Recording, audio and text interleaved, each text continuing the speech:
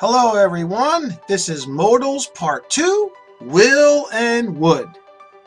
Now, both will and would are auxiliary verbs. But what are the differences? Let's look at will first. Will is used to talk about real or definite future actions. Let's look at 4 situations with will. The first one is making promises. In the first example, I promise that I'll help you with your homework after dinner tonight. In this sentence, the person is promising to help the other person in the future. This would be after dinner tonight. In the next example, I'll wash your car for you tomorrow. This is another promise, even though they don't say, I promise. They're still implying that the person will wash the other person's car for them tomorrow. So we have 2 examples of definite future actions with will. We also use will with quick decisions. In the first example, I think I'll take the bus to work today instead of walking. In this situation, maybe it's raining outside, and the person says, well, I think I'll take the bus to work today instead of walking. All right, it's a quick decision. In the next example, let's say the person is ordering something. Very quickly, they know what they want. Oh, I'll have a hamburger and a Coke. Just like that, we use will. So these 2 examples are good ways to see how we use will when we're making quick decisions. Next, we'll look at will with predictions. In the first example, Gerard thinks it'll snow next Friday. Gerard is predicting the future weather. In this case, he thinks it will snow next Friday. And in the next example, I don't think she'll help me with my homework tonight. Maybe this is a brother who thinks that his sister won't help him tonight. So he uses will to show the future. So these 2 examples are good ways to see how will is used when making predictions.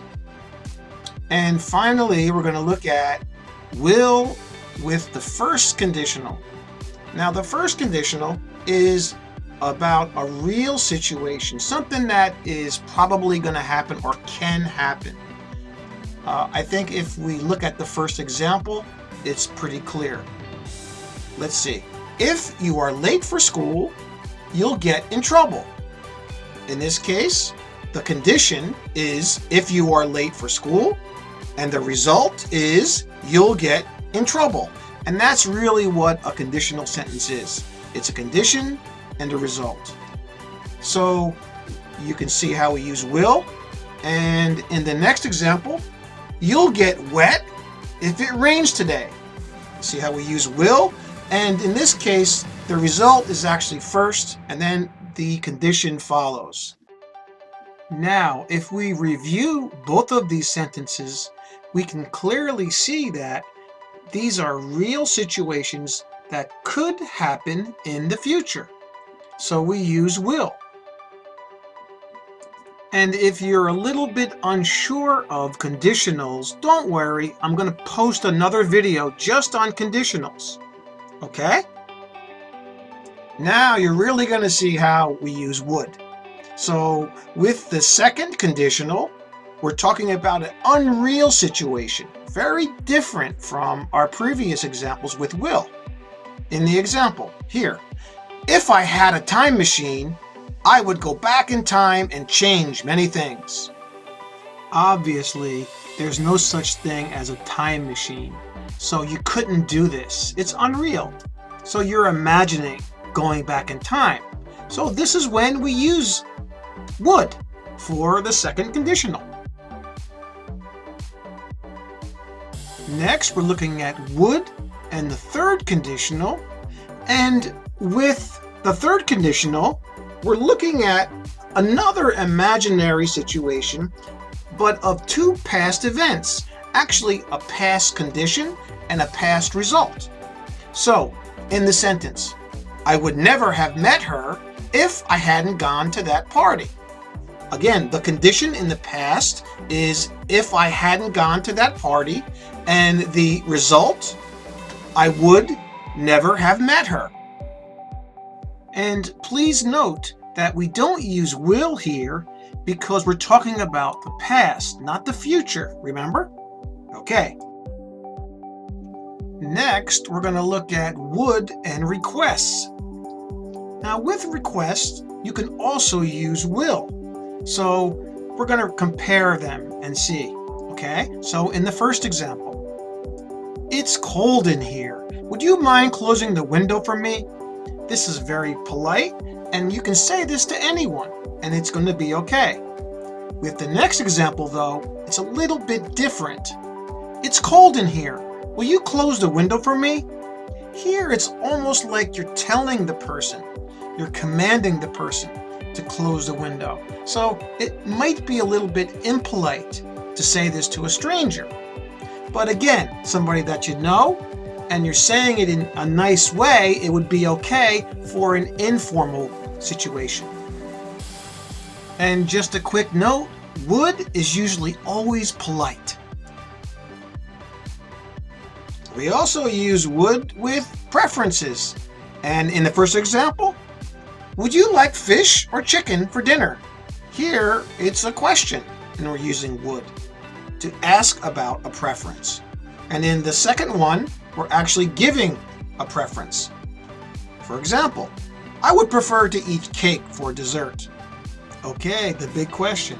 Why do you use would instead of will with these situations? Well, in the first sentence, the waiter or whoever is offering the food is being very, very polite. They're saying, if it would please you, would you like fish or chicken for dinner? So this is basically a conditional sentence with an unreal outcome. The waiter doesn't know what the person wants, and they are being very polite.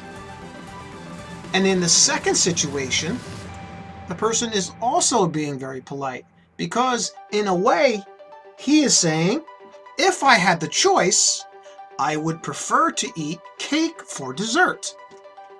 So again, we have another conditional sentence. The condition? If I had the choice. That's a pretty good condition right there, right?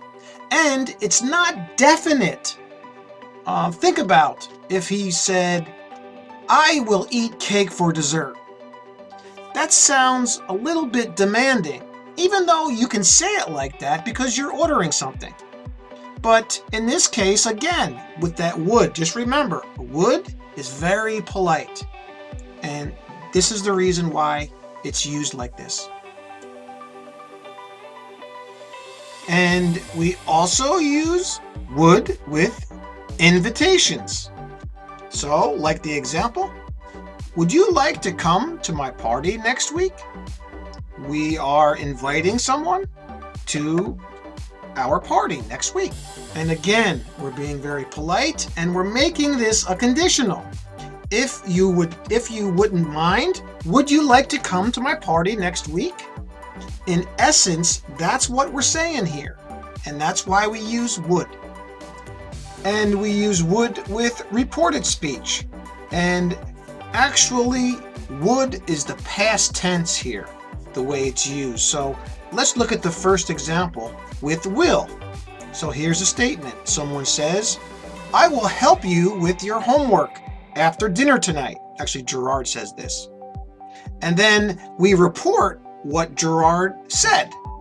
So we say, Gerard said that he would help me with my homework after dinner tonight.